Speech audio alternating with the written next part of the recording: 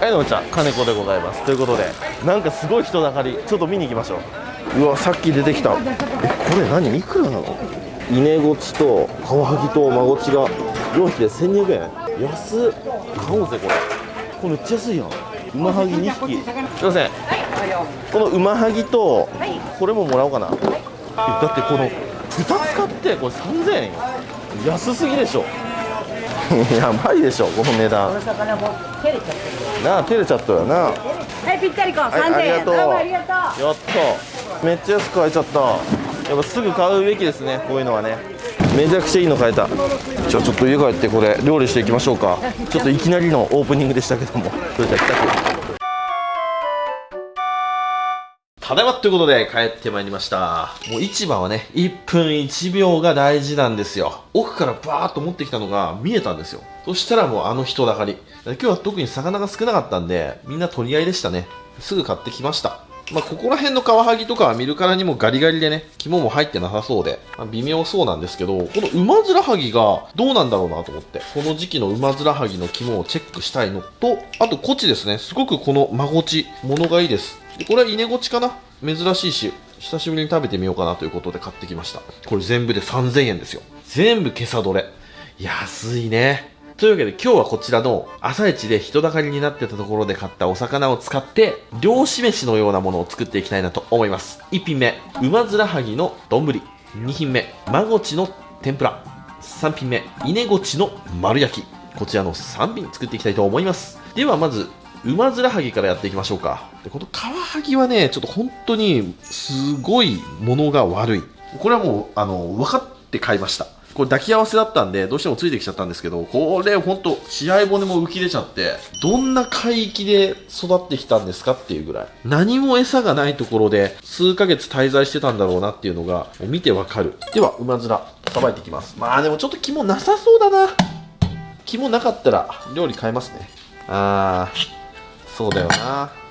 はい、この通りです。失敗ですね。1匹目、もう肝これです。牛のレバーみたいな色してますね。こういう肝は美味しくないです。やっぱ肝っていうのはこの肌色でこのブリブリのやつ、脂がある肝が美味しいわけで、まあでも正直今回のメインはカワハギではなくてコチなところはあります。そしたらウマハギの皮をめくると、ビロビロビロビロビロっと。このね卵はねすごく美味しいですよ。はい、こちらカワハギ。こっちもまあちょっと微妙そうだけど一応割ってみましょうか。このカワハギはこの瞬間がワクワクする。お、こっちは物がいいですね。これは肝いけますね。こういう肝最高。これはいける。ウマハギの何がいいかって肝がでけえんすよ。ほら、うわ、脂すごい。70点の肝って感じですね。そしたら肝はちょこっとお酒につけときます。で、身を細切りにして肝あえにして丼にしていきたいなと。で、肝がある個体は身も脂が期待ができる。さあどうだどうだ。お、そこそこいいですね。じゃあこのガリガリのカワハギちゃんどうだ。まあね、真っ白だと思います。身がほら真っ白。透明感がねないんですよね。いくら池でもこんだけ痩せちゃってるとね。肝チェック。肝ももちろん皆無。どこにあるのっていうぐらい肝。やっぱりこの脂のないカワハギの肝はこういう風に牛のレバーみたいなこういう色してます。明日の僕の朝の味噌汁の具材かな。痩せてても出汁は出ますんでね。次、今日の本命コチですね。まずは背びれを剥がします。でお腹のヒレも取ります。そしたら鱗を剥がします。でコチはこうやってワイヤーブラシ、これが最強です。これ一番鱗取れますね。ホームセンターとかで500円ぐらいで売ってますんでね。はい、稲ゴチ。これ稲ゴチがね一番鮮度がいい。死後硬直が始まっちゃってるんですけど、朝見た時はまだ生きてました。コチの丸焼きってどうなんでしょうね。初めてやります。コチは一見難しそうに見えるんですけど、すごく簡単なさばき方あります。まあ、僕の動画よく見てくださる方は知ってるよって方多いと思うんですけど、この動画から僕のことを知ってくださる方もいると思いますのでね、今日もしっかり説明ありでさばいていきたいと思います。まずコチのエラと内臓を抜きたい場合あるじゃないですか。その場合はナイフとかでやるんじゃなくて、このハサミですね。このハサミ1個で簡単にできます。まずエラにこうハサミ入れて、この顎のところですね、こうニンニクみたいな形してますよね。ニンニクみたいな形してるところの先端のところ、ここをパツンと切ります。そうするとエラがむき出しになります。そうしたらエラを持って、エラの付け根を切ります。細い方のエラの付け根切りました。そしたら次はエラのこっちの付け根ですね。こっちの付け根もパチン。そしたらこの状態になりました。そしたら次はお腹を裂きます。これもハサミでいいんですよ。むしろハサミの方がやりやすい。こうなりました。そしたらエラを持って、エラのこの根元ですね。ここもカット。はい、ここのエラの根元カットできましたら、あとは引っ張るだけ。そうすると内臓とエラ、きれいに取れます。この状態ですね。そしたらお腹の中きれいに掃除してあげると。これで簡単にエラと内臓が取り出せます。力も全くいりません。女性やお子さんでも簡単にできると思います。エラ切って、で、お腹を切って、ちょっとここ硬いんで、ここだけちょっと力入れますね。で、エラ切って、で、エラの付け根も切って、そしたら引っ張ると。はい、簡単に取れます。これがこっちの簡単な内臓の取り方。このぐらいのちっちゃいサイズは、もう頭落としちゃって、こういう風に。で、これでお腹割っちゃって、これでもいいですけどね。このちっちゃいけど、こいつ油あるな。夏のコチは照りゴチって言って、すごくうまいです。夏のフグとも呼ばれております。夏に美味しい白身が食べたいなと思った際は、コチ買っとけば間違いないですかね。よっぽど当たり外れないと思います。今日は豪快料理なので豪快にいきますよ。串を横に打っていきます。こういう風に。豪快だな。そしたらお塩を振ります。お腹の中にもたっぷりと。こう魚は丸焼きにするとすげえうまいんですよ。これなんでかというと、骨からも旨味が出るんですよ。骨から旨味が出て、身の中に滞在してくれるイメージ。なんだろうね、切り身より丸で焼いた方が本当に美味しいんですよね。どういう原理なんですかね。ちょっとうまくね、言語化できないんですけど、やっぱり肉でも骨の周りに近い肉が美味しいって言うじゃないですか。魚でもそうなんですよね。で、尻尾には化粧塩。はい、これであとは焼いていくだけ。で、マゴチですね。で、金子流のマゴチのさばき方は、まずはこの肛門のところ、ここで1個落とします。そしたら頭の方、ここは、ここで、そしたらカマですね。カマを外します。このカマはいい出汁が出ます。僕の朝のお味噌汁。はい、こういう感じになりました。で、こっちは、この胴体側にすごい骨入ってます。普通に三枚おろしにして取る方法も、あるはあるんですけど、ちょっと難しいので、僕は今日はあえて紹介しません。一番楽なのはこっちの尻尾側をお刺身にして、こっちの胴体の方は煮付けとか鍋、加熱して骨を取り出しながら食べれる。そういう調理法をしてあげる。それが一番楽なんですけど、どっちもお刺身とか骨のない切り身状にしたい場合は、尻尾の方が簡単なんで置いときます。胴体の方ですね。胴体の方、まず骨を外します。ブツッと。結構骨硬いので気合い入れてください。バシッと。これ骨いい出してます。そしたら、こうね、骨がね、腹骨っていうかね、血合い骨がこう入ってるんですよ。こういう風に。なので、ここに1本入れます。まだ骨は立ってません。骨がこう入ってるので、包丁もこう入れます。こう入れてって、で骨に当たったらちょっと避けて、みたいな。はい、で、こういう感じになりました。こう斜めに包丁入れた感じですね。パカッと。そしたら、そのまま包丁をこっちに滑らして、身を剥がすと。そうすると、骨がない状態の身が1個できました。で、あとはこっち腹の方ですね。腹の方も同じようにこうやって骨を避けて、こう取っていきます。腹の方も骨が入ってない部位取れました。で、残ったのはこうやって皮と骨ですね。かなり太い骨がいっぱい入ってます。で、これが刺身用にする方法ですね。で、今日は天ぷらなので皮ついたままいきたいので、先ほどと同じように骨を避けつつ斜めに包丁を入れていくと。はい、こうですね。で、こっち側も、これで天ぷら2つできますんでね。で、次、尻尾の方ですね。尻尾の方は大名おろし。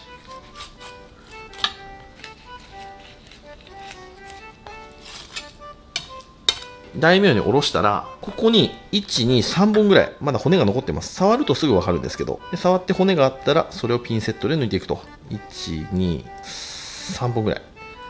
そしたら骨がない状態ですね。あとは、好きなサイズにぶつ切り。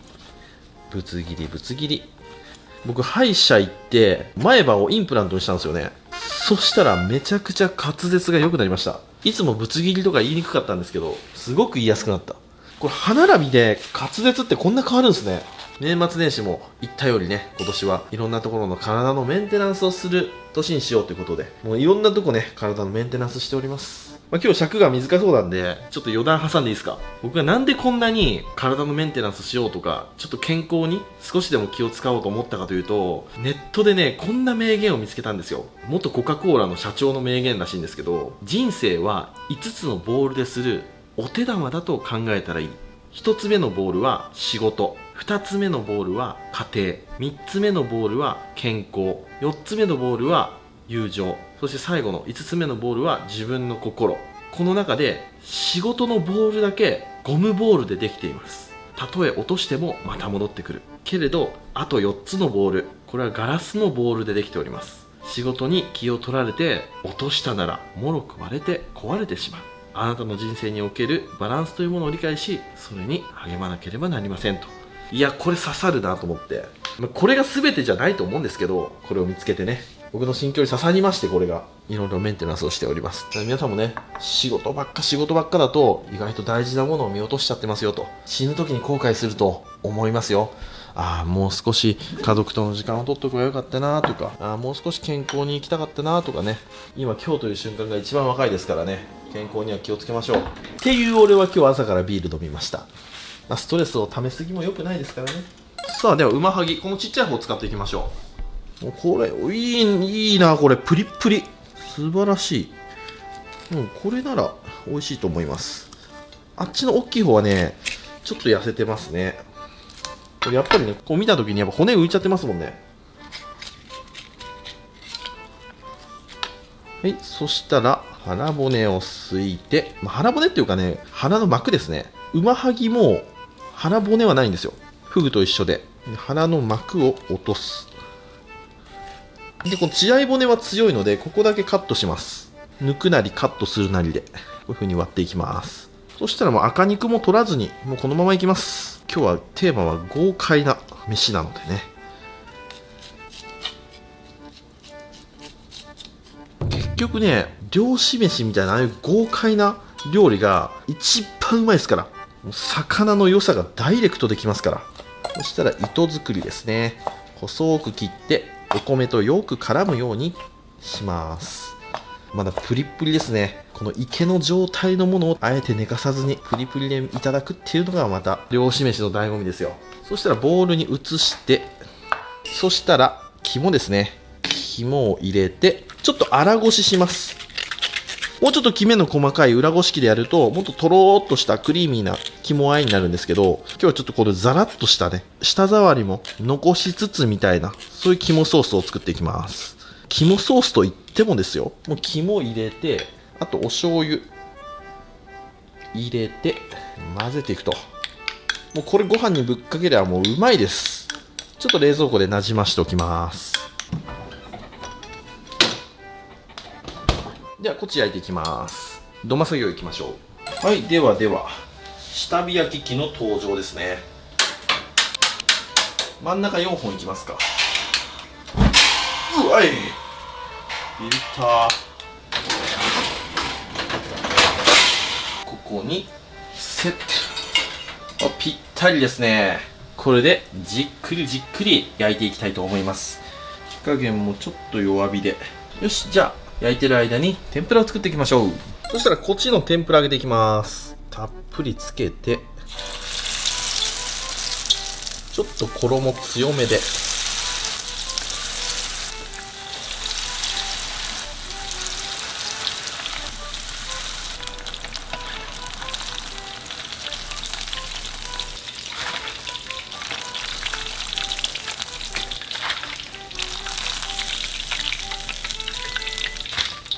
はい、このようにカラッと揚がりました。そしたらこちらを盛り付けていく。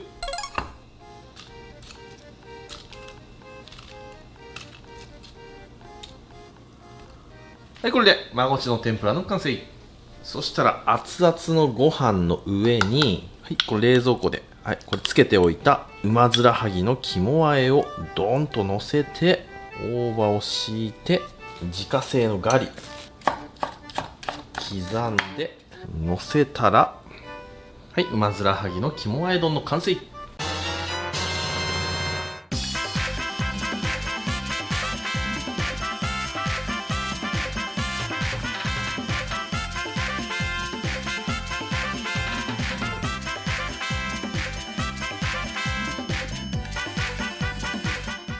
はい、じゃあ完成。いただきます。よっしゃ、食べていこう。うわー、素晴らしいのができた。この稲ごちの塩焼きなんかもうこれ芸術じゃないですか。汁が滴り落ちて、でこの成分だけ固まって逆つららみたいな体からキノコが生えてるようにも見えますね。アートですわ。めちゃくちゃ美しいまごちの天ぷら。これがね本当に絶品なんですわ。大好きな一品。ちょっと衣を厚めにしてフリッターみたいな感じにして作った方が僕は好き。これぶつ切りの切り身は薄衣よりこうやってやった方が好きで、次こちら。もうこれはね美味しいでしょ。肝和え丼。ご飯があったかいんで肝和え丼からいただきますね。このガリと一緒に食べることでよりさっぱりと。いただきます。うますぎる。やっぱカワハギの食べ方一番これ好きだな。甘みがあってうまいな。やっぱさすが鮮度いいから臭みがない。このプリプリ食感がいいですわ。夏のうまはぎ美味しいですよ。いい個体に当たれば。肝の味がぼんやりしてないですね。強い。冬のカワハギの油ぎっとりとの肝もまたいいんですけど、こういうね、ワイルドな肝の旨味が味わえるのは今の時期かなと思いますね。うまっ。これはたまらんわ。お次、まごちの天ぷら。まずお塩でいただきます。まー。ホックホク。うわ、うまい白身だな。まごちはもっと評価されていい。本当にジューシーで美味しい天ぷらですね。じゃあこちらの芸術を壊しちゃいますか。うわー、稲ごちの塩焼き。ジギングとかやってるとたまーに釣れるんですよね。本当にたまに。僕もね1回だけ釣ったことあります。普通のコチにね混じるんですよ。浅場にいることは少ないですね。この魚は深場でのジギングでよく釣れますね。じゃあいただきます。おお、淡白。でもこれね好きな人たまらなく好きだと思う。噛めば噛むほどずーっと味が出てきます。本当に持続率がすごい。ずっとうまい。遠火でじっくり焼いて旨味を閉じ込めたっていうのもあると思うんですけど、このもともとこのやっぱ稲ごちって密質がしっかりしてるんで、さらにそれを焼いて濃縮させたことで、燻製とかもっと極端なこと言うとスルメイカの乾燥したものを食べてるような、そんな感覚に近い。ずーっと噛んでたい。これ日本酒だな。この稲ごち1匹焼いて一人でちびちびしっぽり日本酒で冷酒でやりたいっていう、そんなお魚ですね。冬はこれ熱燗でもいいな。とてもうまい。僕が一番好きなのはやっぱこれかな。めちゃくちゃうまい。たまらない。うますぎ。はい、ということで今日はこちらの市場で人だかりになっていたところで買ったお魚で作った漁師飯ときましたら、お飲み物をこちらでいきたいと思います。せーの、でん、ギノのやつ。やっぱりねアルコールも必要ですよ。よし、はい、こちら中谷さんいただきます。